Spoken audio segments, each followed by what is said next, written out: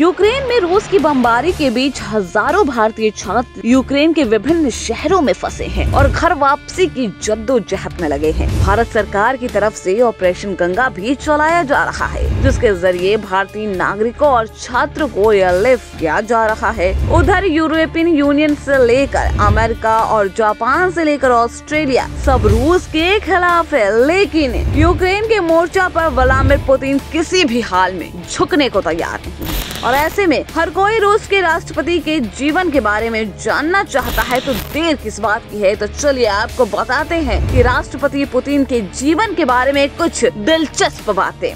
Vladimir Putin का जन्म 7 अक्टूबर 1952 में हुआ था। पुतिन परिवार में तीसरे बेटे थे, लेकिन उसके दोनों भाइयों की कम उम्र में ही मौत हो गई थी। पिता सोवियत नेवी के पनडुब्बी बेड़े में थे और माँ एक फैक्ट्री में काम किया करती थी। तभी उन्होंने जूडो खेलना शुरू किया था। पुतिन को जूडो के साथ साथ बॉक्सिंग, घुड़सवारी, फुटबॉल, हॉकी, बैडमिंटन, ड्राइविंग का भी बहुत शौक है। पुतिन जूडो में ब्लैक बेल्ट हैं और यूक्रेन के साथ ही युद्ध से पहले वो अंतर्राष्ट्रीय जूडो फाउंडेशन के अध्यक्ष भी थे। युद्ध की वजह से उन्हें इस पद से हटा दिया गया। एक कमरे के अपार्टमेंट में पुतिन ने अपना पूरा बचपन गुजारा है। माँ ने बेटे की बहुत ही अच्छे तरीके से परवरिश की। बचपन में पुतिन को फिल्म देखना बेहद ही पसंद था। इन्हीं फिल्मों में तमाम इंटेलिजेंट जासूस के किस्से की वजह से पुतिन के दिमाग में चढ़ गया और उन्होंने जासूस बनने का एक नशा सा छा गया और वो जासूस बनना चाहते थे। वे 16 साल की उम्र में ही केजीबी की ऑफिस में पहुंच गए और बोले, मुझे जासूस बनना है। पहली बार केजीबी की ट्रेनिंग ऑफिस से यह कहकर लौटा दिया कि कुछ पढ़ाई कर लो, बाद में आना। 7 साल बाद कानून की पढ़ाई की डिग्री लेकर पुतिन फिर वहीं पहुंच गए। कानून की पढ़ाई पूरी करने के बाद पुतिन केजीबी स्कूल में पढ़ाई शुरू की। केजीबी रूस की खुफिया एजेंसी का नाम है। यहाँ पढ़ाई पूरी करने के बाद पुतिन को नौकरी की जरूरत थी और उन्होंने इसके लिए पूर्व जर्मनी में नौकरी मिली। पुतिन ने यहाँ 1985 से 1990 तक केजीबी के एजेंट के रूप में काम किया। जर्मनी के 2 हिस्से थे, ईस्ट जर्मनी और वेस्ट जर्मनी। ईस्ट जर्मनी पूरी तरीके से रूस के समर्थन में था, तो वेस्ट जर्मनी पश्चिमी दुनिया के प्रभाव में था। पुतिन को ईस्ट जर्मनी की केजीबी ऑफिस में नौकरी मिली थी, लेकिन इसी बीच जर्मनी में एक नई क्रांति आई और दोनों जर्मनी के बीच बर्लिन की दीवार को लोगों ने गिरा दिया और पूरा जर्मनी एक हो जाता है। रूस के खिलाफ यहाँ आक्रोश पनपने लगता है। हजारों लोगों ने ईस्ट जर्मनी के केजीबी ऑफिस को घेर लिया। जिस वक्त लोगों ने ऑफिस को घेरा, तब व्लादिमीर पुतिन इसी ऑफिस के अंदर सीक्रेट दस्तावेजों को जला रहे थे कि ताकि दुश्मनों के हाथ ये दस्तावेज ना लग सके। भीड़ ने चारों तरफ से ऑफिस को घेर लिया, लेकिन पुतिन शांत दिमाग से अपने काम में लगे रहे। जब सारे सीक्रेट दस्तावेज जला दिए तो तब पुतिन बाहर आए और हजारों की भीड़ रूसी एजेंट को मारने को तैयार थी।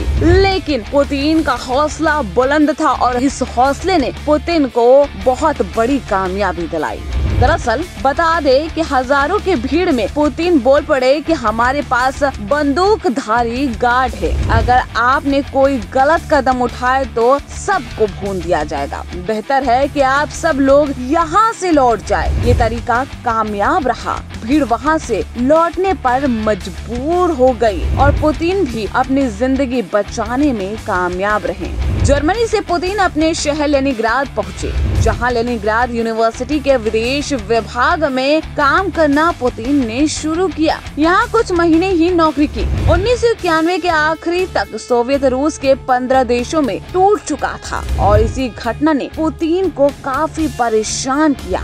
अमेरिका से 45 साल मजबूती से मुकाबला करने वाला वैश्विक पावर वाला रूस अब बहुत ही कमजोर हो चुका था। बाकी लोगों की तरह पुतिन भी उस वक्त राजनीति के नेतृत्व से काफी नाराज थे। लिहाजा पुतिन ने खुद राजनीति में आने का फैसला किया।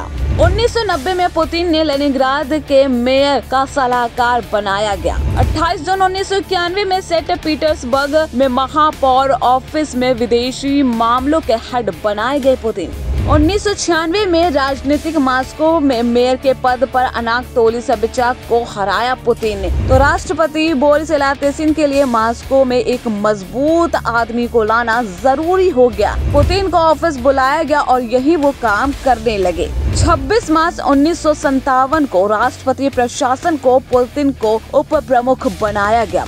इसके कुछ वक्त बाद ही पुतिन को बड़ी जिम्मेदारी मिली। 25 मई 1958 के दिन पुतिन को खुफिया एजेंसी FSB का प्रमुख बनाया गया। इसी बीच रूसी सरकार की नाकामी और भ्रष्टाचार के खिलाफ आवाजें उठने लगी, तो राष्ट्रपति बोरिस ने बड़ा दाव चला। FSB के प्रमुख की जिम्मेदारी संभाल रहे पुतिन को रूस की सरकार का प्रधानमंत्री बनाया गया, ताकि पुतिन अपने तंत्र का इस्तेमाल राष्ट्रपति को बचाने के लिए करे।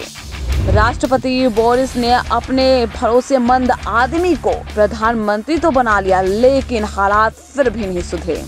इसी बीच 31 अक्टूबर 1999 को बोरिस ने राष्ट्रपति पद से इस्तीफा दे देते हैं और कार्यवाह राष्ट्रपति की जिम्मेदारी पुतिन के पास आ गई।